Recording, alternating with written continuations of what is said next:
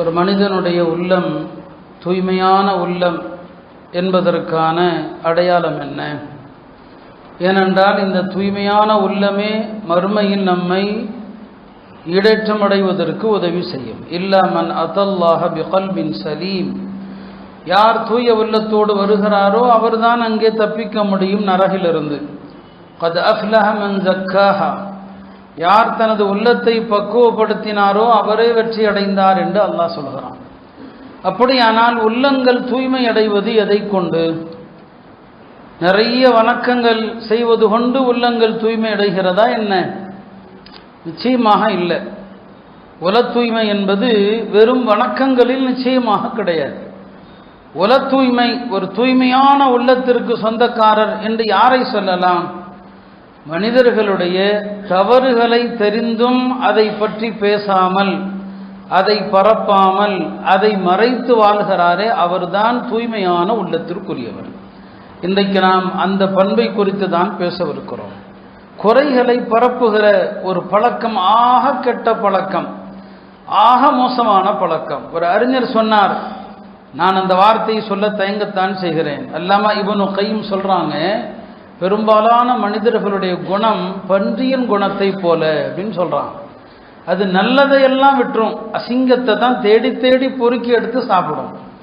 மனிதர்களுடைய குணம் என்ன? ஒரு மனிதனிடம் நிறைய நல்ல விஷயங்களை பல மடங்கு பார்ப்பான், அதையெல்லாம் அப்படியே பார்த்துட்டு போயிடுவான். ஒரு தப்பு செஞ்சா போதும் ஊரெல்லாம் பேசிட்டு இருப்பான், ஊரெல்லாம் சொல்லிட்டு இருப்பான், பார்ப்பா இந்த தப்பு பண்ணாரு, பார்ப்பா இந்த தப்பு பண்ணாரு. இருக்குதா இல்லையா அந்த குணம்?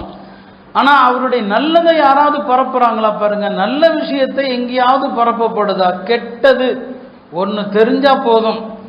அப்ப இந்த கெட்ட விஷயங்களை விட்டும் அடுத்தவர்களுடைய குறைகளை பார்ப்பதிலிருந்தும் தன்னை மறைத்து கொள்பவர் தான் உல தூய்மை உடையவர். பாருங்க, அல்லாஹுடைய குணம் என்ன? அல்லாஹ் மனிதர்களை எவ்வளவு மறைக்கிறான் தெரியுமா? உலகத்திலையும் அல்லாஹ் மறைக்கிறான், மறுமையிலும் மறைக்கிறான். ஒரு அடியான் பாவம் செய்யலான்னு நினைக்கும் போது இல்லையா, அவன் மனசுல பாவத்தை நினைக்கிறான், பாவம் செய்வதற்கு உறுதி எடுக்கிறான், அந்த பாவத்தை செய்வதற்கு என்னென்ன வழிகள் தந்திரங்கள் செய்ய முடியுமோ எல்லாத்தையும் செய்யறான், மறைவா எங்க போய் பாவம் செய்யலாம் என்பதற்கு பிளான் போடுறான். இத்தனையும் அல்லாஹ் பார்த்துட்டு தானே இருக்கான். இவ்வளவு அல்லாஹ் பார்த்து அவன் பாவம் செய்யற நேரத்தில் அல்லாஹ் அவன் மீது ஒரு இடி இறக்க முடியாதா என்ன? அவன் பாவம் செய்கிற நேரத்தில் அவனை கண்டுபிடிக்கிறதுக்கு அல்லாஹ் நினைச்சா பாவத்துக்குன்னு ஒரு துர்வாடையை வச்சிருக்கலாம். பாவம் செஞ்சா அந்த துர்வாடையை கொண்டு மக்கள் கண்டுபிடிச்சிருவாங்க. அல்லாஹ் அப்படிலாம் செஞ்சானா என்ன? ஒரு பாவியினுடைய முகத்துல எதையாவது அல்லாஹ் கொண்டு வந்து நிறுத்தி அதை கொண்டு இவன் பாவின்னு நம்ம யாரையாவது சொல்ல முடியுமா? இப்ப அல்லாஹ் எவ்வளவு பெரிய, அதான் ஹதீஸ்ல வருது, இன்னல்லாஹ சித்தீருன், அல்லாஹ் ரொம்ப ரொம்ப எல்லாவற்றையும் மறைப்பதை விரும்பக்கூடியவன். யுஹிப்பு சித்தர், எதையுமே அல்லாஹ் வெளிப்படுத்த மாட்டாங்க. ஒரு அடியானுடைய தவறுகள் ரொம்ப எல்லை மீறினால் அப்பதான் அல்லாஹ் கேவலப்படுத்துவான். இல்லைன்னா அல்லாஹ் குறைகளை மறைப்பான். ஹஜ்ரத் உமர் ரலியல்லாஹு காலத்துல ஒரு மனிதர் திருடி விட்டார், நிரூபணமாகி விட்டது, கை வெட்டப்பட வேண்டும். அவரை கொண்டு நிறுத்தப்படுது. அவர் சொன்னார், ஹஜ்ரத் உமர் அவர்களே மன்னிச்சிருங்க, நான் இப்பதான் முதல் தடவை திருடிட்டேன்னு சொல்லி. உமர் ரலியல்லாஹு சொன்னா, கதப்த, நீ போய் சொல்ற, இது முதல் திருட்டாக இருக்காது, நீ பல தடவை திருடி இருப்பேன்னு சொன்னாங்க. அவன் கேட்டான், என்ன உமரே, உங்களுக்கு மறைவான ஞானம் இருக்குதா என்ன? நான் பல தடவை திருடேன்னு எப்படி சொல்றீங்க? நான் ஒரு தடவை தான் திருடி இருக்கிறேன்னு சொல்றேன், நீங்க பல தடவைங்கிறீங்க. அவங்க சொன்னாங்க, இல்ல, அல்லாஹ் நீ முதல் தடவை திருடி இருந்தா அல்லாஹ் காட்டி கொடுத்துருக்க மாட்டான், நீ பல தடவை திருடி இருக்கிற. அல்லாஹ்வுடைய நியதியை யாஃபு அன் கசீர், நிறைய மன்னிப்பான், நீ நிறைய தடவை திருடி இருக்குன்னு கையை வெட்டிட்டாங்க.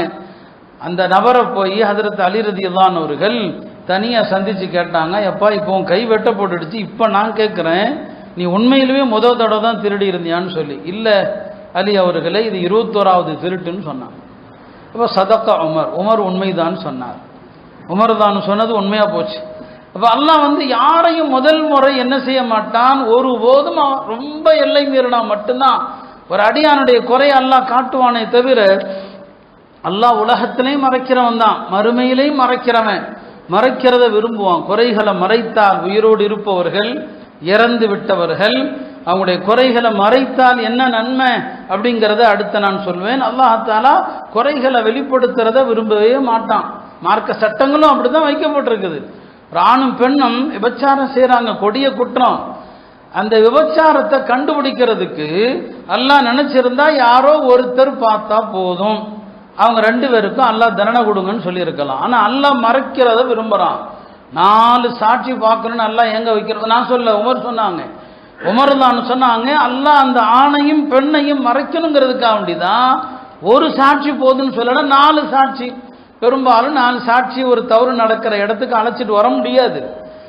அதனால அல்லாஹ் மறைக்கிறத விரும்புறதுனால தான் அல்லாஹ்தஆலா 4 பேர் அப்படின்னு சொல்றது. இது மாதிரி குற்றங்கள் மறைக்கப்பட வேண்டும், வெளிப்படுத்தப்படக்கூடாது என்பதற்கு தான். அல்லாஹ் துன்யா ஆகிரத்திலையும் மறைச்சிருவான் இல்லையா?